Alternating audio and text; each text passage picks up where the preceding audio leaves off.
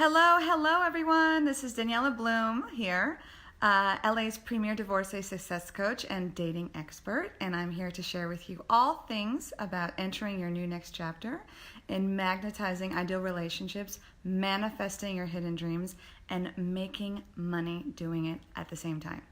So today I was inspired by real life events to come on and share with you what indeed is the narcissist's worst enemy and the recovering codependent's best friend. So when you are going out of a toxic relationship, it's not enough to just end the relationship. You still have to get stronger and empower yourself so you can attract something on a much higher vibration. And part of that skill set is acquiring the understanding of how powerful a boundary is when you implement it.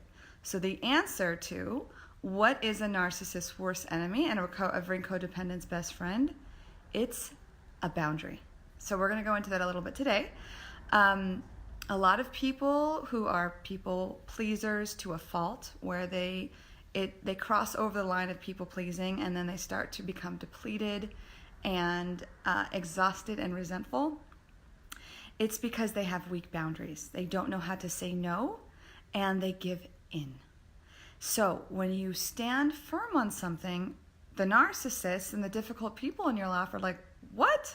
What do you mean? What's going on? Wait, you always give in. What do you mean no? What do you mean you're not going to comply? And they might have a little bit of a tantrum about it.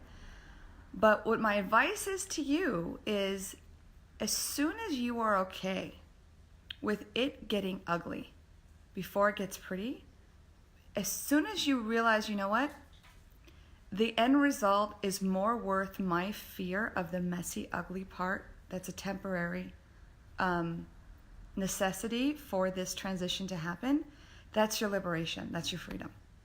So I'm going to give you an example of how this applied in my life this week, because you start small. And if you work with me, if you come to my groups, if you work with me one-to-one coaching, you hear me speak, what I say all the time is how you do anything, how you do everything. That's a very big thing in our field.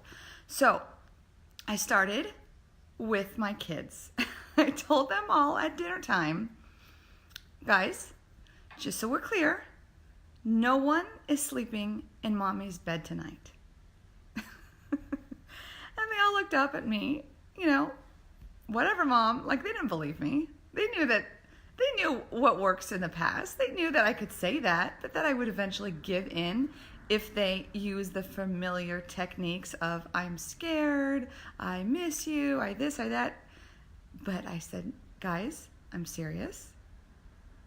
No one is sleeping in mommy's bed tonight.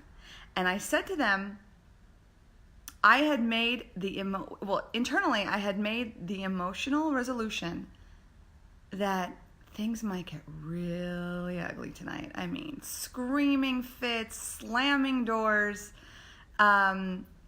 It might be really ugly. And I was okay with it because I was setting my boundary. Oh, I don't have a lot of boundary. Hopefully this does not die on us, but we shall see. So I told my kids, you're all sleeping in your bed, and we're going to do the same routines, but no one is coming into mommy's bed after that. So my two oldest girls were a little better. They're older, and they're a little bit more independent. But it was my 5-year-old, my sweet little son Adam, that I really had to be strong with internally, and he needed to feel that.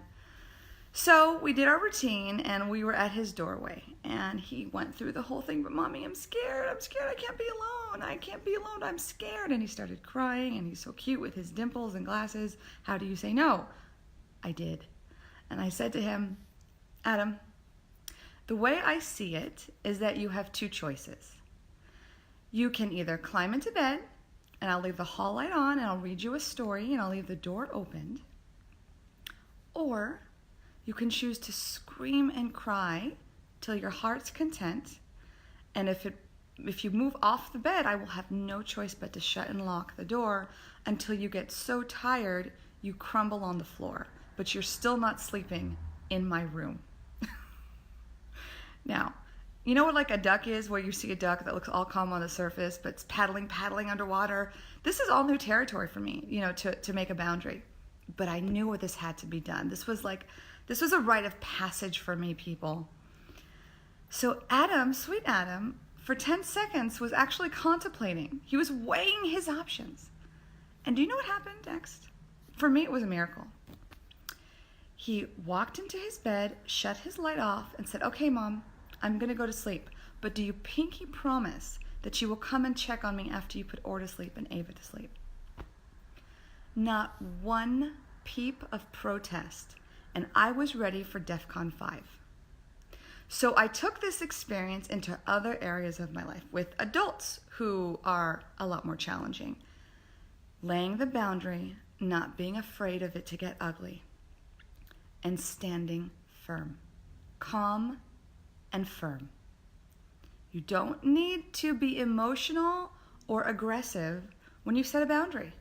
Think of it like a queen, calm, polite, but with firmness.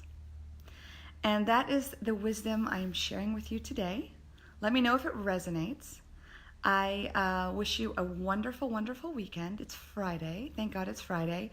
Do something fun and spontaneous. Get your butt out in nature.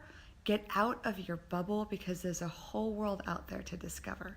If I can be of service to you to get you going on your full potential again in love and life, we can always set up a life trajectory call. You can click the link above where you watch my video, and you can set up a complimentary session with me so we can figure things out.